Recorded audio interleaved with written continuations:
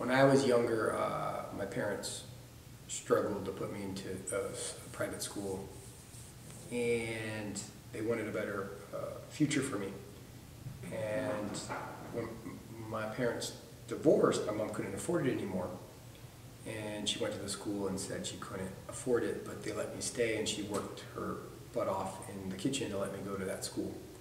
I contribute a lot to who I am because of my parents.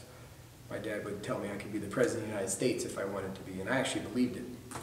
The one thing that people don't realize is the struggle that I went through in life. I mean, everyone has these poor to rich stories, and everyone has a different story, but to persevere through any odds is what I want people at our company to understand. Is you can accomplish anything you want in life if you take the steps.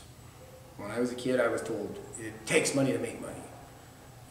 Only the rich get richer. I heard that a lot, but through all my research, I realized that people started from nothing and turned it into titans of industry. Walt Disney, Sam Walton. All these people, if you don't know those names, they were broke and they became billionaires.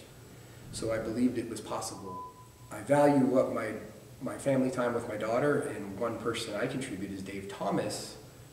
And Sam Walton, Dave Thomas, the founder of Wendy's, when his kids were interviewed, they said, "We don't remember Dad much." Sam Walton kids said the same thing. What kind of life would that be if you worked your ass off to become a billionaire and then your kids don't remember you? So that was something that I joke about, wanting to be a billionaire but never wanting to actually do it because of what happens with my kids. The reason I'm doing all these companies is I was the one person who shouldn't have made it. I'm the kid who couldn't read very well, and I found out this recently that I actually probably have a mild form of dyslexia and can't read phonetically, so that's the book I'm going to write about. So if the guy who preaches most about books, read this book and you'll be great in customer service, read this book and you'll be financially set, read all these other books, and oh shoot, read this book and you'll know how to talk to people.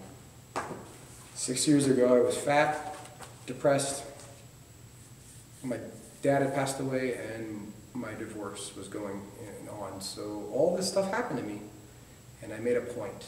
I was going to use my dad's death as a marker of I'm going to be the most positive person that anyone has ever met and make his death mean something.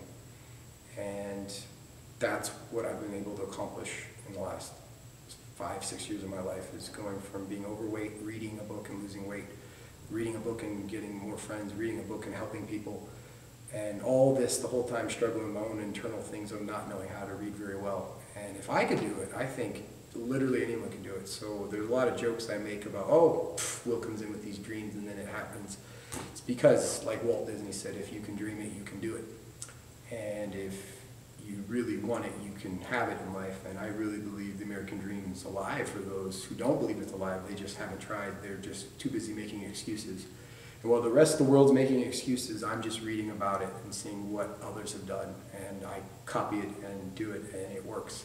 And it pays off. If you want to be a millionaire, you can be a millionaire. If you want to be a good family man, you can be a good family man. If you want to be a business owner, you can be a business owner.